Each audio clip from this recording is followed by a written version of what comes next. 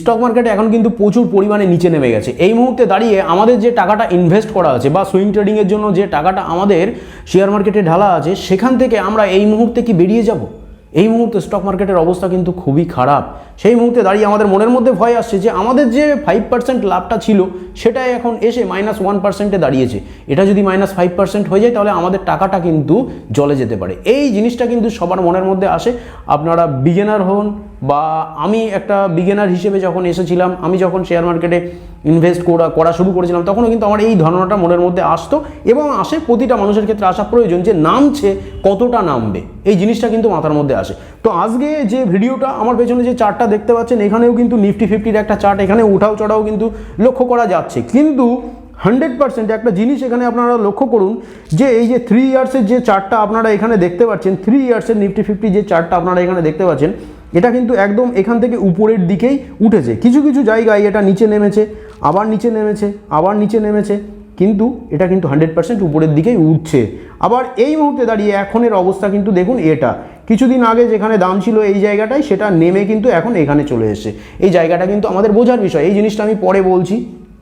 পরে বলার আগে আমি কিছু পয়েন্ট বলবো, যেই পয়েন্টগুলো কিন্তু আমাদের দেখলে বা পুরো ভিডিওটা দেখলে আমরা বুঝতে পারবো যে স্টক মার্কেটে যে এই অবস্থাটা প্রতিনিয়ত কী কারণে হয়। কিছু কিছু টাইম 4 বছর 5 বছর পর পর বা 1 বছর 2 বছর পর পর এটা কেন হচ্ছে, আর এটাকে কি আমরা ক্রাশ না কারেকশান বলবো, সেটাও কিন্তু আমাদের ভাবার বিষয়। তো কিছু পয়েন্টের মাধ্যমে আজকে বিষয়টা আমরা পুরোপুরি ক্লিয়ার করে নেব। তো কিছু পয়েন্ট বলতেই প্রথমেই আমরা চলে আসব যে এই যে স্টক মার্কেটে যে জিনিসটা হয়েছে এটা কি কারণে হলো, এবং এটাকে আমরা এই যে ক্রাশ আমরা যেটা বলছি, স্টক মার্কেট ক্রাশ হচ্ছে, তো এখান থেকে আমরা প্রচণ্ড পরিমাণে ভয় পাচ্ছি। দেখুন, স্টক মার্কেটে ক্রাশ আর কারেকশানের মধ্যে পার্থক্যটা হচ্ছে, একটা স্টক মার্কেটের যে কোনো শেয়ার বা নিফটি 50 হোক, সেন্সেক্স হোক, যে সমস্ত জায়গাগুলো ওঠা নামা করে, এটা কিন্তু একটা স্টক মার্কেটের ধরন। সেই মুহূর্তে দাঁড়িয়ে ওঠানামা করছে, এরকম ওঠানামা করছে। তো সামথিং একটা জায়গায় যেখানে দামটা ছিল পিক, সেই জায়গাগুলো দেখুন আগের যে হাইগুলো তার থেকে কিন্তু পরের হাইটা মানে যেখানে যাচ্ছে সেটা কিন্তু অনেকটা উপরে, এবং নেক্সট যে 3 নাম্বার যে লোটা তৈরি হচ্ছে সেটাও কিন্তু একদম হাইয়ের উপরে। এই জিনিসটা কিন্তু লক্ষ্য রাখতে হবে। অতএব আমাদের যে নিফটি 50, সেন্সেক্সের এই সমস্ত যে শেয়ারের প্রাইসগুলো নিচে পড়ে উপরের দিকে ওঠে, এই জিনিসগুলো কিন্তু মাথায় রাখা প্রয়োজন আছে। তার কারণ এটাকে আমরা কারেকশান বলতে পারি। একটা শেয়ার প্রাইস বা নিফটি 50 বা সেন্সেক্স বা হচ্ছে নিফটি 100, যে কোনো কিছু বলুন না কেন, এগুলো সবসময় কিন্তু কারেকশান নেওয়ার মতন করেই কিন্তু আগের দিকে বাড়ছে। তো কারেকশানটা যখন 8% থেকে 10%-এর মধ্যে হয় সেটাকে আমরা কারেকশান বলতে পারি। আবার যখন 20% থেকে 25% বাজার নিচের দিকে পড়ে যায় সেটাকে ক্রাশ বলা যেতে পারে। তো কারেকশান আর ক্রাশের মধ্যে তফাৎ একটাই, যে কারেকশানের ক্ষেত্রে কিছুটা কম বাজার পড়ে এবং ক্রাশের ক্ষেত্রে বাজার অনেকটা পড়ে। সেই মুহূর্তে দাঁড়িয়ে করোনার মতন মুহূর্তে দাঁড়িয়েও কিন্তু এই জিনিসটা হয়েছিল। সেক্ষেত্রে কিন্তু স্টক মার্কেটে ক্রাশ দেখা দিয়েছিল, কিন্তু ভবিষ্যতের দিকে এটা কিন্তু সামনের দিকেই বাড়বে। তার কারণ কি, আমরা যখন ধরুন আমি হাঁটতে হাঁটতে আমার পা ভেঙে গেল, বা আমি গাড়ি চালাতে আমার পা ভেঙে গেল, তো সেই মতন মুহূর্তে আমাকে কিন্তু বেঁচে থাকতে হলে আমাকে কিছু করে খেতে হবে। এবার পা ভাঙাটা আমার যখন ডাক্তার দেখিয়ে ঠিক হয়ে গেল, সেই মুহূর্তে দাঁড়িয়েই কিন্তু আমি আবার কাজ শুরু করলাম। এই জিনিসটার থেকে কিন্তু আমাদের স্টক মার্কেটে কিছু শেখার প্রয়োজন আছে। তার কারণ কারেকশান যখনই আসে, ক্রাশ যখনই আসে, তারপরেই কিন্তু স্টক মার্কেটের র্যালি দেখা যায়। এই জিনিসটা কিন্তু আমাদের মাথায় রাখতে হবে। সেকেন্ড যে পয়েন্ট, স্টক মার্কেটের এই যে ক্রাশ বা কারেকশান হচ্ছে, এটা কেন হচ্ছে, এর মেন প্রধান যে কারণ সেটাই কিন্তু FIIS, যেটা ফরেন ইনস্টিটিউশনাল ইনভেস্টার্স, যেটার full form. Foreign institutional investors কি, এটা আমাদের যদি জানতে হয় তাহলে আমাদের জানতে হবে যে সাধারণ একটা বিষয় উদাহরণ হিসেবে জানতে হবে যে মিউচুয়াল ফান্ড কি। আমরা যে টাকাটা মিউচুয়াল ফান্ডকে দিচ্ছি, মিউচুয়াল ফান্ড আমি সামথিং SIP করলাম বা আমি একটা লামসাম করলাম, তো আমি যখন মিউচুয়াল ফান্ডকে টাকাটা দিই তখন কিন্তু মিউচুয়াল ফান্ডে যে সমস্ত শেয়ার থাকে, যে সমস্ত কোম্পানির শেয়ার থাকে, তখন মিউচুয়াল ফান্ডের ম্যানেজার কিন্তু সেইগুলোকে বিভিন্ন কোম্পানির শেয়ারের মধ্যে আমাদের টাকাটা নিবেশ করে। সেই মুহূর্তে দাঁড়িয়ে এই যে FIIS এর কাজ হচ্ছে ওই মিউচুয়াল ফান্ডের একটা ম্যানেজারের মতন, যিনি কি করছেন ওই মিউচুয়াল ফান্ডের যে ফান্ড ম্যানেজার থাকে, এরা কিন্তু এফআইআইএস হচ্ছে একটা ওয়ার্ল্ডের একটা সংস্থা, যেটা এই ফরেন ইনস্টিটিউশনাল ইনভেস্টর কি করে, এখানে বিভিন্ন জায়গার থেকে টাকা এর মধ্যে ঢালা হয়, মানে ইনভেস্টররা টাকা এখানে ঢালে, এবং এফআইআইএস বিশ্বের বিভিন্ন শেয়ার মার্কেটের অংশে, বিভিন্ন দেশের শেয়ার মার্কেটের মধ্যে, বিভিন্ন দেশের বিভিন্ন শেয়ারে টাকা লাগাই। এই মুহূর্তে দাঁড়িয়ে এফআইআইএস যেখানে অপরচুনিটি দেখে সেখানে নিয়ে গিয়ে টাকাটা লাগাই। এই মুহূর্তে দাঁড়িয়ে আমাদের যে ফরেন ইনস্টিটিউশনাল ইনভেস্টর, সেটা আমাদের ইন্ডিয়া থেকে মানিকে উইথড্র করে নিচ্ছে। যে টাকাটা আমাদের স্টক মার্কেটে লাগানো ছিল বা আমাদের শেয়ার মার্কেটে লাগানো ছিল বাইরের দেশের, বাইরের এই সংস্থাটার, তারা কিন্তু এই সংস্থাটা ভারত থেকে টাকাটা উইথড্র করছে। এর মেন কারণ কি? এর মেন কিছু কারণ আছে, সেই কিছু কারণ বুঝতে হলে আমাদের যেতে হবে পয়েন্টে। সেটা হচ্ছে কেন এফআইআইএস ইন্ডিয়া থেকে মানি উইথড্র করলো, কেন মানি উইথড্র করলো। দেখুন, আমি প্রথম বললাম অপরচুনিটি হচ্ছে আপনি যেখানে লাভ দেখবেন সেখানেই তো যাবেন। ধরুন আপনি এক জায়গায় একটা কাজ করছেন, 100 টাকায় একটা কাজ করছেন, আপনাকে একটা লোক বললো ওই কাজ করতে 200 টাকা দেবে, তো আপনি সেখানে যাবেন না? যাবেন তো অবশ্যই। তাহলে জিনিসটা নিশ্চয়ই বুঝলেন। এইবার এটা পয়েন্টের মাধ্যমে আমরা বুঝি, সেটা হচ্ছে কারেন্সি ডিভ্যালুয়েশন, যেটা মুদ্রার অবমূল্যায়ন। মুদ্রার অবমূল্যায়ন বলতে দেখুন, আমি কিন্তু স্ক্রিনে এটা লিখে দিয়েছি। এই মুদ্রার অবমূল্যায়ন বা কারেন্সি ডিভ্যালুয়েশন, এটা বুঝতে গেলে আমাদের বিভিন্ন দেশের কথা নয়, আমি সাধারণত ভারতবর্ষের উদাহরণ দিই, যে ইচ্ছাকৃতভাবে মুদ্রার মানটাকে কমিয়ে দেওয়া, এই জিনিসটা কিন্তু আমাদের মাথায় রাখতে হবে। তার কারণ হচ্ছে মুদ্রার অবমূল্যায়ন, এই কারেন্সি ডিভ্যালুয়েশনের জন্যই কিন্তু আজকে এই এফআইআইএস কিন্তু চলে গেল। পরবর্তীকালে আবার অপরচুনিটি যখন দেখবে তখন আসতে পারে। কিন্তু কেন চলে গেল? তার কারণ হচ্ছে, ধরুন আপনার কাছে 1 পেটি ডিম আছে, আমি জাস্ট ধরতে বলছি, কিন্তু আপনি ডিমের ব্যবসা করবেন বা কিছু করতে হবে এরকম কিন্তু আমি আপনাদেরকে বলছি না। সেই মুহূর্তে ধরুন আপনি 1 পেটি ডিম কিনেছেন, 1 পেটি ডিমের দাম 1000 টাকা। এইবার আপনি ওই ডিমটাকে পরের দিন ভাবলেন যে আপনি 1100 টাকায় বেচবেন ওই পেটি শুদ্ধ, বা আপনি খুচরো বিক্রি করবেন 1100 টাকা, আপনি টোটাল বিক্রি করবেন, আপনার 100 টাকা লাভ থাকবে। পরের দিন শুনলেন ওই 1000 টাকাটা, ওই যে 1000 টাকাটা দিয়ে আপনি কিনেছিলেন ডিমের পেটিটা, সেটা 900 টাকায় দাম চলে আসলো, তাহলে 100 টাকা কমে গেল। এইবার লোকে আপনার কাছ থেকে যখন আপনি 1010 টাকা যে 1100 টাকা করে যে দামটা রাখবেন ভেবেছেন, মানে টোটাল বিক্রি করার পরে 100 টাকা লাভ হবে এবং টোটাল আপনার কাছে মূলধন আসবে 1100 টাকা, সেটা কি আপনি করতে পারবেন? করতে পারবেন না। তার কারণ অন্যরা কিন্তু ওই 900 টাকায় পেটি পাচ্ছে এবং কিন্তু কম দামে বেচছে, তারা 100 টাকা লাভ রাখবে এবং তার দাম হবে টোটাল 1000 টাকা। মানে এই টাকাটা কিন্তু সেই ব্যক্তি যে 900 টাকা দিয়ে কিনেছে তার কিন্তু এই টোটাল মূলধনটা তার কাছে থাকবে। সেই মুহূর্তে দাঁড়িয়ে আপনি 1000 টাকায় কিনেছেন, এবার আপনাকে যদি 100 টাকা লাভ রেখে বিক্রি করতে হয় তাহলে লোকে আপনার কাছ থেকে কিনবে না। সেই মুহূর্তে দাঁড়িয়ে আপনাকে 1000 টাকায় কিনে 1000 টাকায় বিক্রি করতে হবে। তার কারণ এখন সবাই 900 টাকায় কিনে 1000 টাকায় বিক্রি করছে। আপনাকে যদি ডিমগুলো বিক্রি করতে হয় তাহলে কিন্তু আপনাকে সেটা করতে হবে। সেই মুহূর্তে দাঁড়িয়ে এই অবস্থায় কিন্তু এফআইআইএস দেখছে যে আমি যখনই কোনো কিছু কিনছি সেটা ওই মুদ্রার অবমূল্যায়নের জন্য ডলার বা কোনো কিছু দিয়ে তো কেনা হয়, ডলার বা ইউরো বা কোনো কিছু দিয়ে কিন্তু শেয়ারটাকে কেনা হচ্ছে বা ইনভেস্ট করা হচ্ছে। সেই মুহূর্তে দাঁড়িয়ে যখনই এই মুদ্রার অবমূল্যায়ন হচ্ছে তখনই ওদের কিন্তু ওই 0%-এর ব্যাপার চলে আসছে।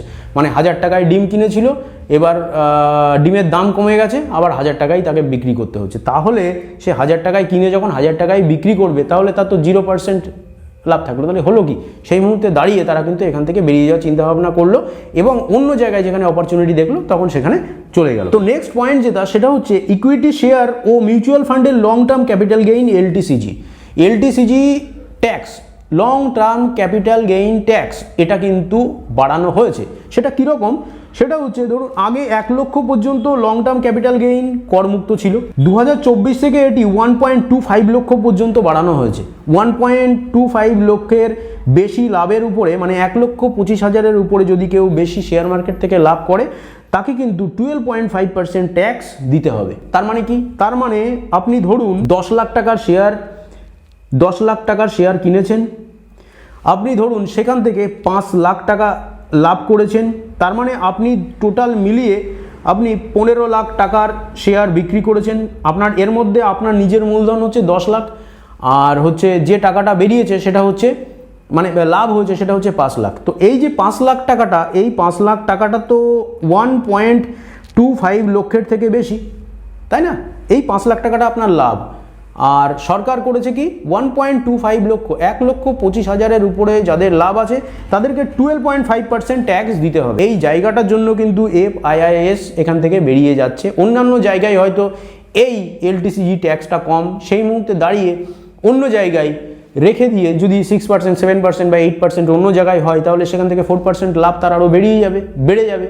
এই জিনিসটা কিন্তু তারা ভেবেছে। তো নেক্সট আমরা পয়েন্টে আসি, সেটা হচ্ছে সুযোগ সন্ধানী। এই যে FIIS, এটা কিন্তু একটা বিরাট বড় সুযোগ সন্ধানী। সুযোগ সন্ধানী বলতে কি, দেখুন আপনার কাছে 1 লাখ টাকা আছে, আপনি ভাবছেন যখনই তেলের দাম বা ধরুন কোনো একটা জিনিস কিনবেন, তার দাম যখনই 1 লাখের মধ্যে আসবে তখনই কিনবেন। আপনার সেই জিনিসটার দাম এখন হয়তো 1.5 লাখ টাকা, তাহলে আপনি অপরচুনিটিটা খুঁজছেন।